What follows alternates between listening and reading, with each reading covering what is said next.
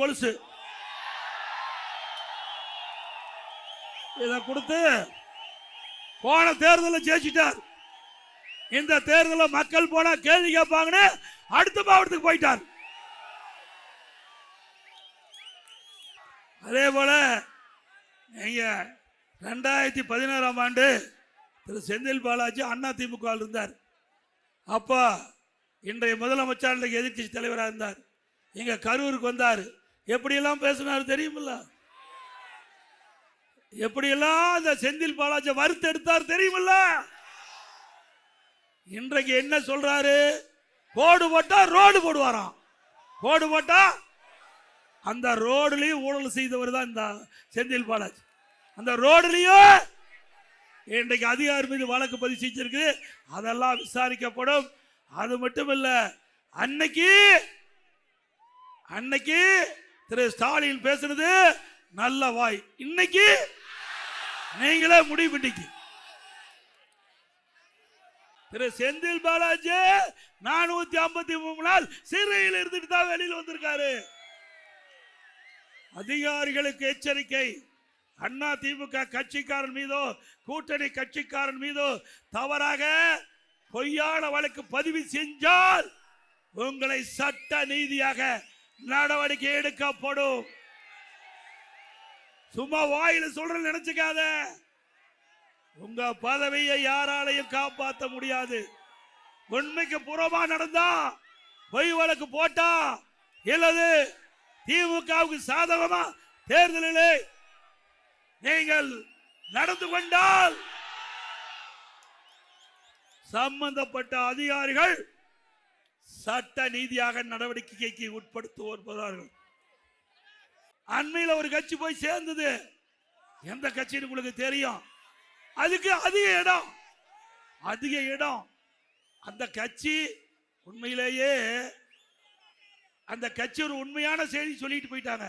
அந்த கட்சியுடைய பொதுச் செயலாளர் உண்மையான ஒரு செய்தி, தமிழகத்தில் பாலியல் வன்கொடுமை நடக்குது.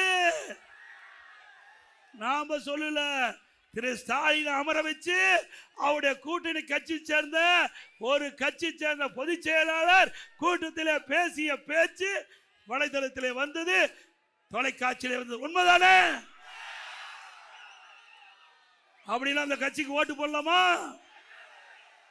கூட்டணி கட்சி தலைவரே சொல்லிட்டாங்க. நாம எதிர்கட்சி, நாம சொன்னா தவறுன்னு சொல்லுவாங்க. ஆனா அந்த கூட்டணியில் அங்க வைக்கின்ற ஒரு கட்சியுடைய பொதுச் செயலாளர் இப்படிப்பட்ட கருத்தை சொல்லிக்கிட்ட பொழுது நாட்டு மக்கள் நீங்க ஒரு நல்ல முடிவு எடுக்க வேண்டும். மணல் கொள்ளை நடந்ததில்ல. நேற்றைய தினம் மாண்புமிகு பாரத பிரதமர் இந்த மணல் கொள்ளை பற்றி தெளிவா பேசினார். நினைச்சிட்டு இருக்கிறாங்க என்னமோ திமுக ஆட்சி இருக்குது, இந்த மணல் கொள்ளையை அதிகாரிகளும் துணை நின்றுக்கிறாங்க, அதையெல்லாம் ஆட்சி அதிகாரத்தின் மூலமாக கொள்ளையடிச்சிருக்குன்னு. தம்பி, சேட்டலைட் மூலமா பார்த்துட்டு இருக்கிறாங்க. சேட்டலைட் மூலமாக எங்கெங்க மணல் அள்ளப்படுது, எந்தெந்த லாரி அள்ளப்படுது, அந்த லாரியுடைய எண் முழுவதும் பதிவாகி இருக்குது. ஆகவே அண்ணா திமுக ஆட்சி மக்களுடைய துணையோடு அமைந்தவுடன் மத்திய அரசு துணையோடு சேட்டலைட்டில் பதிவு செய்யப்பட்ட அதையெல்லாம் சட்ட நீதியாக எடுக்கப்பட்டு இந்த மண கொள்ளையில் யாரெல்லாம் ஈடுபட்டார்களோ அவர்கள் மீது சட்ட நீதியாக நடவடிக்கை எடுக்கப்படும். இந்த மணல் கொள்ளைய தடுப்பதற்காக அனைத்து இந்திய அண்ணா திராவிட முன்னேற்ற கழக கட்சி நிர்வாகிகள் தொண்டர்களோடு அறிவிச்சார் விஜயபாஸ்கர் அவர்கள் சம்பவ இடத்துக்கு போறார். இங்க இருக்கிற அதிகாரிகளுக்கு தெரியாதா? காவல்துறைக்கு தெரியாதா? வருவாய்த்துறைக்கு தெரியாதா? இவள் கொள்ளையடிப்பது ஆயிரக்கணக்கான லோடு ஒரு நாளைக்கு காவிரி ஆற்று மணல் கொள்ளையடிச்சிட்டு இருந்தாங்கல்ல, அந்த கொள்ளையெல்லாம் கண்டுகொள்ளாம இருந்தாங்கல்ல. அண்ணா திமுக சார்ந்த மாவட்ட திரு விஜயபாஸ்கர் அவர்கள் அதை தடுத்து நிறுத்தினார். சம்பந்தப்பட்ட அதிகாரிக்கு புகார் கொடுத்தார். அவர் மீது வழக்கு பதிவு செஞ்சிருக்கிறீங்க. அண்ணா திமுக ஆட்சி மலரும், சட்ட நீதியாக அவர் பதில் சொல்லியே ஆக வேண்டும்.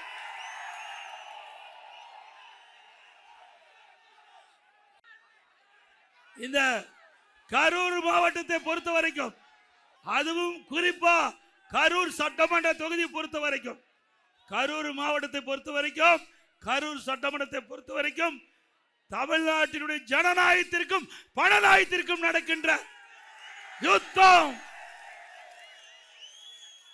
தமிழ்நாட்டின் ஜனநாயகத்திற்கும் பணநாயகத்திற்கும் நடக்கின்ற தேர்தல். இந்த தேர்தலில் தமிழ்நாட்டுடைய ஜனநாயகம் தலைக்க வேண்டும், ஓங்க வேண்டும், மக்கள் சுதந்திரமாக வாழ வேண்டும். இதற்கு நீங்கள் இந்த தேர்தலை எடுக்கின்ற முடிவு சரியான முடிவாக இருக்க வேண்டும்.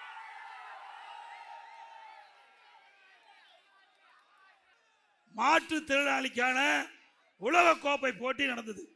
அதுல முதல் பரிசு பெற்ற அணியுடைய கேப்டன் என்று சொல்லி முதலமைச்சர்கிட்டையும் துணை முதலமைச்சர்கிட்டையும் போட்டோ எடுத்தாங்க. பாரு,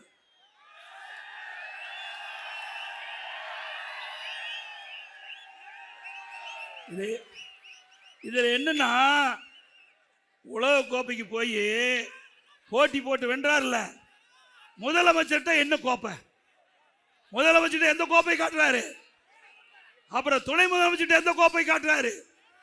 அப்படின்னா பொய் தானே. இவரு வெளிநாட்டு போவதற்கு பாஸ்போர்ட் கூட எடுக்கல, வெளிநாடு போகல, உலக கோப்பை போட்டியில கலந்துக்கல. எப்படி பில்டப்? அடம் செய்யறதே செய்யறீங்க, ஒழுங்கா செய்யலாம்ல. ரெண்டு பேர்கிட்ட முதலமைச்சர்கிட்டையும் துணை முதலமைச்சர் ஒரே கோப்பை காட்டலாம்ல. அதை கூட சரியாக செய்யாத திறமையற்ற அரசாங்கம் திமுக அரசாங்கம்.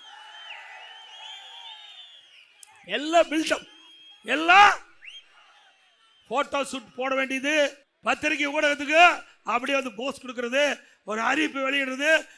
இப்படியே 5 வருஷம் ஓடி போச்சு, 5 ஆண்டு இப்படி ஓடி போய் விட்டது. விலைவாசி விண்ணை முட்டுக்கிட்ட அளவுக்கு உயர்ந்தாச்சு. அரிசி விலை 30 ரூபாய் ஏறி போச்சு.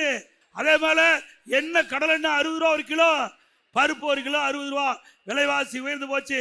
இதை தடுத்து நிறுத்த இந்த அரசாங்கத்தில் எந்த முயற்சி எடுக்கல. ஏழை மக்கள் கடுமையா பாதிக்கிறாங்க. அப்படிப்பட்ட அரசாங்கம் தேவையா? போன தேர்தலில் போலி கொலுசு, போலி கொலுசு நம்முடைய பெண்களை ஏமாற்றி வெற்றி பெற்றுட்ட. இந்த முறை எத்தனை ஸ்வீட் பாக்ஸ் கொடுத்தாலும் வேலையாகாது, எத்தனை ஸ்வீட் பாக்ஸ் கொடுத்தாலும் வேலையாகாது. இந்த ஸ்வீட் பாக்ஸ் எல்லாம் உங்களது, அவரது அல்ல. உங்க ஸ்வீட் பாக்ஸ் பேக் பண்ணி கொடுக்கிறார், ஸ்வீட் பாக்ஸ் பேக் பண்ணி, அவ்வளவுதான் அவருடைய வேலை. ஏன்னா தேர்தல் விதிமுறை இருக்குது, அதனால சில மறைத்து பேசுறேன், புரிஞ்சுக்கீங்க. இன்றைக்கு மறுமலர்ச்சி திராவிட முன்னேற்ற கழகம், அந்த கூட்டணியுடைய மூத்த தலைவர் திராவிட முன்னேற்ற கழகத்தோடு பேச்சுவார்த்தை நடத்திட்டு வெளியில் வரும்போது அவர் சொல்றார், அழுது கொண்டே சிரிக்கிறேன் என்று. அழுது கொண்டே.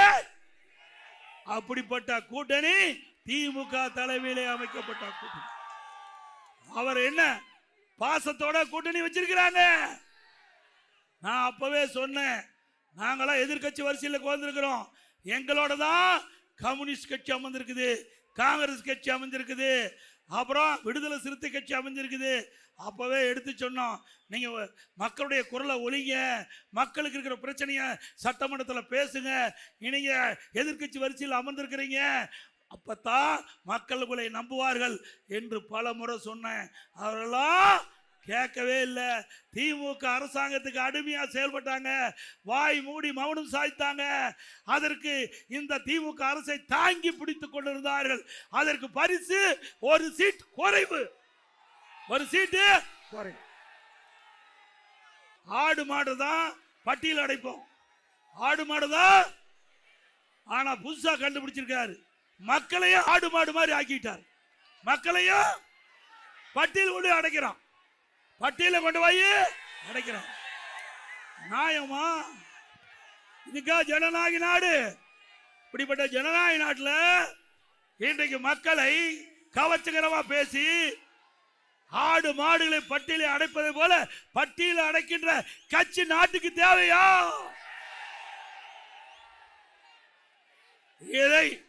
இதை வேடிக்கை பார்த்து கொடுக்கின்ற அதிகாரிகள் சட்ட நீதியாக நடவடிக்கை எடுக்கப்பட்டு விட்டால் அவருடைய பதவிக்கு யாரும் பொறுப்பல்ல. அவரெல்லாம் சட்டத்தை முன் நிறுத்தப்படுவார்கள். சட்ட நீதியாக நடவடிக்கை எடுக்கப்படும். இந்த திமுக கட்சி உங்களை காப்பாத்தாது. இங்க இருக்கிற செந்தில் பாலாஜி காப்பாற்ற மாட்டாரு. நாடாளுமன்ற தொகுதி வர நல்லா பாருங்க, அருமையான டைம்.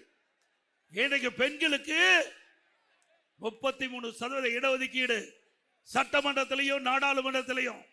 அம்மா அவர்கள் இருக்கின்ற பொழுது நான் நாடாளுமன்ற உறுப்பினராக இருந்தேன். 1998ஆம் ஆண்டு நாடாளுமன்ற உறுப்பினராக இருந்தேன். அப்போ இதே புரட்சி தலைவி அம்மா அவர்கள் பெண்களுக்கும் சம உரிமை வழங்க வேண்டும் சட்டத்தின் மூலமாக. அதன்படி சட்டமன்றத்திலும் நாடாளுமன்றத்திலும் பெண்களுக்கு 33% இடஒதுக்கீடு வழங்குகின்ற அந்த மசோதாவை நாடாளுமன்றத்தில் கொண்டு வர வேண்டும் என்று அன்றைய தினம் வாஜ்பாய் அவர்களை கோரிக்கை வைச்சாங்க. மாண்புமிகு பாரத பிரதமர் அன்றைய தினம் இருந்த பாரத பிரதமர் வாஜ்பாய் அவர்கள் அம்மாவுடைய கோரிக்கை ஏற்று அப்போ இங்க தம்பித்துறை தான் எம்பி, மரியாதைக்குரிய தம்பித்துறை அண்ணன் அவர்கள் எம்பியா இருந்து சட்டத்துறை அமைச்சராக இருந்தார். அப்படி சட்டத்துறை அமைச்சர் இந்த இடஒதுக்கீடு மசோதாவை சட்டமன்றத்தில் நாடாளுமன்றத்தில் அறிமுகம் செய்கின்ற பொழுது முலாயம் சிங் யாதவ் கட்சி சேர்ந்த எம்பி அந்த மசோதாவை பிடுங்கி கிழித்தெறிந்துட்டார். கிழித்தெறிந்து விட்டார். ஆக அன்றைய தினமே அதிமுக கட்சி பெண்களுக்கு 33% இடஒதுக்கீடு நாடாளுமன்றத்தில் சட்டமன்றத்தில் கிடைப்பதற்காக முயற்சி செய்த கட்சி அதிமுக கட்சி.